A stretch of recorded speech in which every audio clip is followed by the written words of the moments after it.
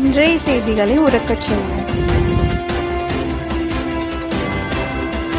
வணக்கம். செய்திகளை உறக்கச் சொல்வோம்.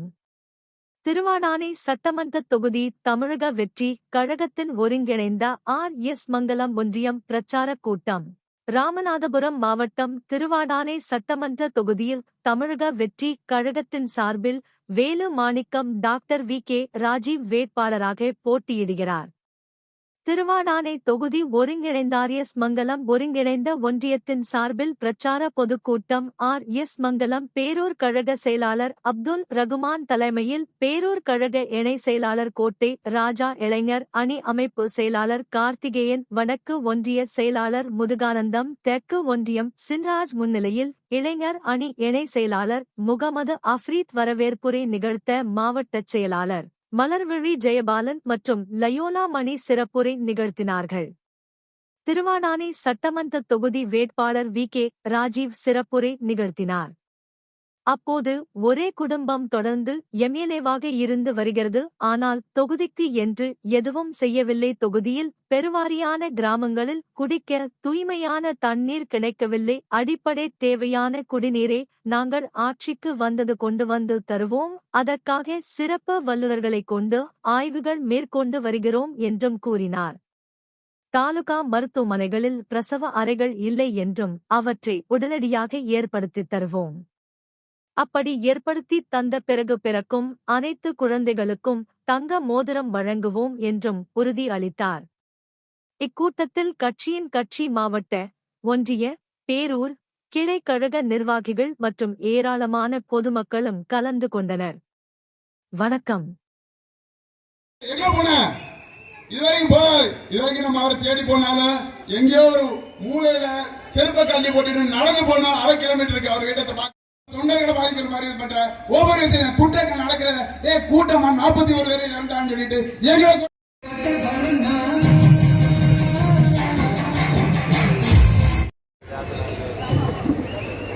எனது அரசியல் ஆசான் நமது கழக பொதுச்செயலாளர் ஆனந்தன் அவர்கள் ஆசையுடன்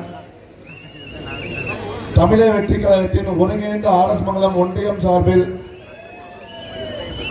பிரச்சார பொதுக்கூட்டம் வெற்றிகரமாக நடைபெற்று வருகிறது. உங்களுக்கு எல்லாம் ஒரு எடுத்துக்காட்டாக இருக்கக்கூடிய நமது கழக கொள்கை பரப்பு இணைச் செயலாளர் திரு லயோலா மணி பிரதர்,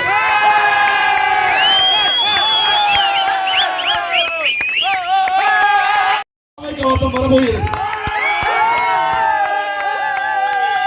மற்ற மாவட்டங்கள் சுற்றியுள்ள அனைத்து மாவட்டங்களுக்கும் ராமநாதபுரத்தில் பக்கத்தோட எல்லா தொகுதிகளுக்கும் எடுத்துக்காட்டாக திருவாரூர் சட்டமன்ற தொகுதியை முன்னேற்றி காட்டுவோம். கண்டிப்பா நானும் செய்வேன், என் கழக நிர்வாகிகளும் செய்வாங்க. கண்டிப்பாக அது நடக்கதான் போகுது.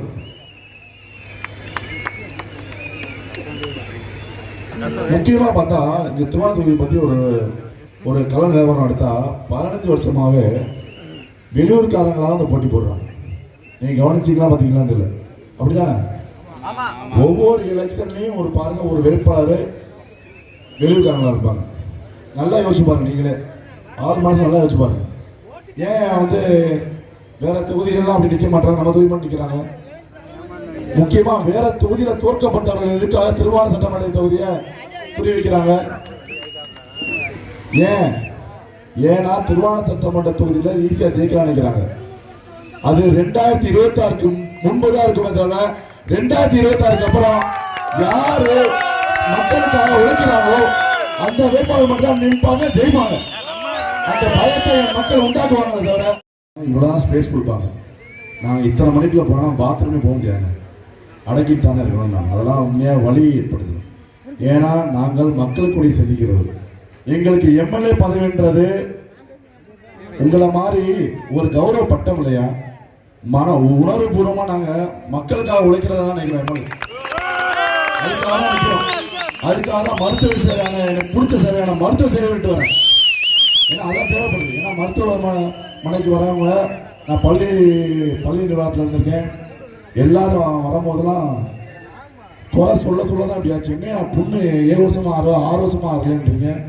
ஆனால் GHல போனால் கம்பவுண்டர் தான் ட்ரெஸ்ஸிங் போடுறான், 100 ரூபா வாங்குறான். அப்படின்னு சொல்றாங்க.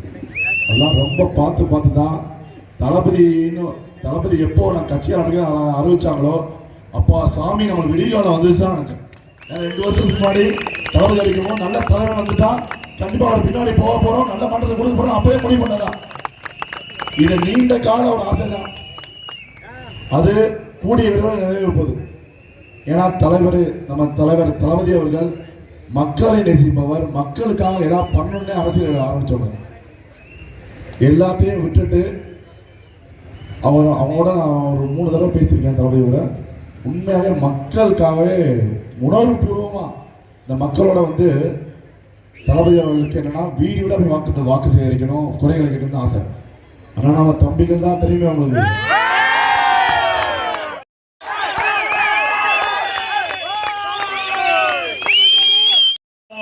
வாக்கு என்ன பண்ணுங்க, ஜெயிக்க வைக்க தான் பண்ணுங்க. அது மேனானது உடைக்கிற பெட்டியோட விசில் சத்தம் தளபதியோட கேட்டு துணை ராணுவமே இறங்குற அளவுக்கு நம்மளுக்கு பாதப்படுற அளவுக்கு நம்மளுக்கு ஒரு கூட்டம் பெருகதான் போகுது. என்ன பண்ண போகுது, நம்ம அடிக்கிற விசில் சத்தம் கேட்க தான் போகுது. உங்கள் சார்பாக மே 5ஆம் தேதி நான் போய் தளபதி ஆசீர்வாதம் வாங்க தான் போறேன். அக்காக்கள், அப்புறம் அந்த பாட்டிமார்கள், அம்மாக்கள் எல்லார் மூஞ்சிலையும் எனக்கு வந்து மே 4ஆம் தேதிக்கு அப்புறமாவது எல்லாம் நான் செஞ்சுட்டு ஊருக்கு போகும்போது, வாப்பா தம்பி நீ சொல்ல மட்டும் இல்லை செஞ்சுட்டேன்றதை கேட்கணும். அந்த வார்த்தையை தான் நான் என் மக்கள்கிட்ட கேட்கணும்னு ஆசைப்படுறேன். கண்டிப்பாக நாங்கள் சொல்வதற்கு வந்தவர்கள் செய்வதற்காக வந்தோம். தாவேக்கு நேரம் என்னைக்குமே சொல்ல மாட்டோம், செஞ்சு காட்டிட்டு தான் வருவோம். ஏன்னா நம்ம எல்லா இடத்துலையும் என்ன கமெண்ட் பண்றாங்க, என்னப்பா சொல்லிட்டு போறீங்க வராது. அதனால நம்ம என்ன எந்த சின்னத்துக்கு வாக்களிக்கணும், எத்தனாம் நம்பர்ல, இந்த 9ஆம் நம்பர்னு மனசுல நம்ம பதியணும். ஏன்னா 21 வேட்பாளர் நிக்கிறாங்க, மீதி நம்பரை விட இந்த 9ஆம் நம்பர் தான் நம்பர் 1 வரணும். அப்படிதானே, கண்டிப்பா வரும், அந்த நம்பிக்கை இருக்கு. ஏன்னா மக்களாகியவங்களை நான் ரொம்ப ரொம்ப நம்புறேன். கண்டிப்பாக நிச்சயமாக உங்கள் குறைகள் அறையும் தீர்க்கப்படும்னு தளபதி மூலமா இருந்து நான் சொல்லிக்கிறேன். அனைவருக்கும் நன்றி. தொகுதியில வேட்பாளராக இருக்கிறாங்க, அதனால் அவர்களால் வர முடியல அப்படின்ற ஒரு வருத்தத்தை தொலைபேசி வாயிலாக தெரிவித்தாங்க. இந்த நிகழ்வை மிக சிறப்பாக ஏற்பாடு செய்து கொண்டிருக்கின்ற RS மங்கலம் ஒன்றியம் சார்பில் முன்னெடுத்த தோழர்கள் அனைவருக்கும், இந்த திருவாரணை தொகுதியினுடைய வெற்றி வேட்பாளர், இளம் வேட்பாளர், அழகான வேட்பாளர், அன்பான வேட்பாளர், பாசமான வேட்பாளர், எல்லோரையும் எளிதில் அணுகக்கூடிய ஒரு வேட்பாளர், தலைவர் தளபதி அண்ணன் விஜய் அவர்களுடைய உள்ளத்தில் இடம் பிடித்த ஒரு வேட்பாளர், வெற்றி பெறக்கூடிய ஒரு வேட்பாளர், பாசத்தில் அன்பை அள்ளி அள்ளி தெளிக்கக்கூடிய ஒரு அழகான ஒரு வேட்பாளர் தான். அவங்களுடைய குடும்பம் என்பது ஒரு பெரிய பாரம்பரியம் கொண்ட ஒரு குடும்பம். அதுவும் குறிப்பாக கல்வி சேவையில் அவர்கள் குடும்பம் பல தலைமுறைகளாக பல உதவிகளை செய்து கொண்டு. இந்த சேனல் உங்களுக்கு பிடிச்சிருந்தா மறக்காமல் சப்ஸ்கிரைப் பண்ணுங்கள், லைக் பண்ணுங்கள், ஷேர் பண்ணுங்கள் அண்ட் கமெண்ட் பண்ணுங்கள்.